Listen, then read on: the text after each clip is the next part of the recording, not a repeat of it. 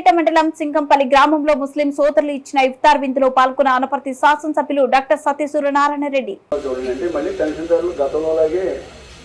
సచివాలయానికి లైన్లో నుంచి పొద్దుటి నుంచి సాయంకాలం వరకు కూడా ఉండి అక్కడ పెన్షన్ తీసుకోవాల్సిన పరిస్థితి. అంటే వాళ్ళు ఇప్పుడే ఇలా కంప్లైంట్ పెట్టి ఇలా చేశారు. నిజంగా భవిష్యత్తులో పొరపాట్లు కానీ అధికారంలోకి వస్తే ఇంకెంత దారుణంగా ఉంటాయో పరిస్థితులు అన్నది కూడా ఒక్కసారి పెద్దలు చాలామంది ఉన్నారు, మీరందరూ కూడా ఆలోచించండి. ఇక మీ సింగంపల్లి గ్రామానికి సంబంధించిన విషయానికి వస్తే, మరి నేను ఎమ్మెల్యే అయిన తర్వాత గతంలో ఎప్పుడు ఏ ఎమ్మెల్యే ఒక 5 సంవత్సరాల్లో చేయనటువంటి పనులన్నీ కూడా నా హయాంలో అయింది. మరి ఏదైతే కరెంట్ సబ్స్టేషన్ సుమారు 3.5 కోట్లతోటి అది ఏర్పాటు చేయడం జరిగింది.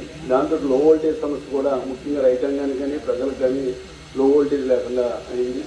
అదేవిధంగా ఇక్కడ హై స్కూల్ కూడా సుమారు 20 లక్షలతోటి హై స్కూల్ కూడా డెవలప్ చేయడం, హై స్కూల్ కూడా మళ్ళీ అమ్మాయిలకి మళ్ళీ జూనియర్ కళాశాలను కూడా ఇక్కడే మరి ప్రారంభించడం జరిగింది.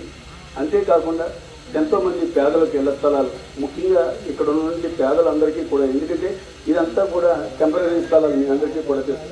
అప్పట్లో ఇవన్నీ కూడా ఆక్రమించుకునే దీనికి పట్టాలు కూడా ఇంకా ఏమి లేవు, ఎందుకంటే ఇది ప్రైవేటు స్థలం కాబట్టి.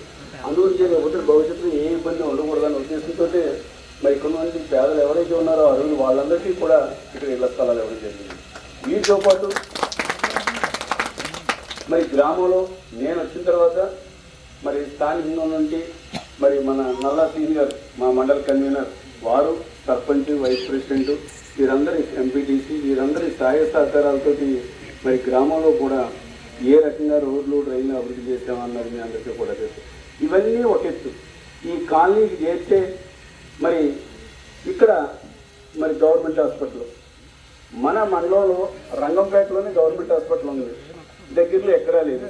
మన మండలంలో 2వ గవర్నమెంట్ హాస్పిటల్ జగన్మోహన్ రెడ్డి గారు శాంక్షన్ చేస్తే ఆ 2వది కూడా మన సింగంపల్లిలోనే, అది కాకుండా మన కాలనీకి సమీపంలోనే మరి గవర్నమెంట్ హాస్పిటల్ కూడా ఇక్కడ మరి కట్టుబడి జరుగుతుంది. అంటే ఇన్ని రకాలుగా పేద ప్రజలకు అందరికీ కూడా ఉపయోగపడేలాగా గ్రామాభివృద్ధికి మరి నా వంతు నేను సహకారం చేశాను.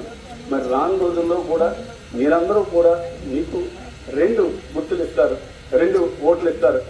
2 కూడా ఫ్యాన్ గుర్తుపై ఓటేసి వైఎస్ఆర్ కాంగ్రెస్ పార్టీ, మరి ఇక్కడ నేను ఎమ్మెల్యే అయితే అక్కడ జగన్మోహన్ రెడ్డి గారు ముఖ్యమంత్రి అవుతారు. అదేవిధంగా ఎంపీగా కూడా డాక్టర్ గూడూరు శ్రీనివాస్ గారు. 2 ఓట్లు కూడా ఫ్యాన్ గుర్తుపై ఓటేసి మీరు మమ్మల్ని గెలిపించాల్సిందిగా మిమ్మల్ని అందరినీ కూడా కోరుతూ నాకు ఈ అవకాశాలు ఇచ్చిన మీ అందరికీ కూడా నా